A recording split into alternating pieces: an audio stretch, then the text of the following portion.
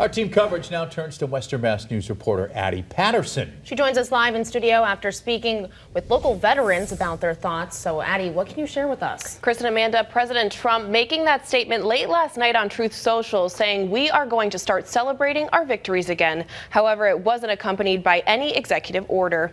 Earlier today, I spoke with local retired veteran and veteran advocate John Parody. He tells Western Mass News he's disappointed with the potential renaming and feels that it takes away from the true meaning of remembrance the holiday holds. Veterans Day has never been about celebrating victories. It's always been about remembering and honoring our veterans and expressing our nation's admiration and gratitude for their service. To really rename it to express victory, I think is really disheartening.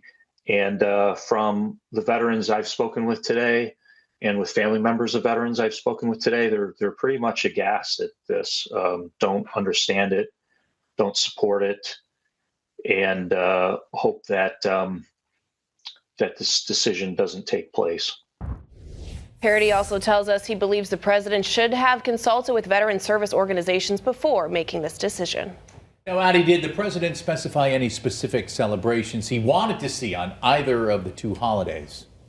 No, Chris, the president didn't make any other comments on his announcement last night. Coming up at Western Mass News at 5, I'll have more from local veterans on their thoughts on the possible renaming of the holiday. For now, reporting live in studio, Addie Patterson, Western Mass News. Addie, thank you for that.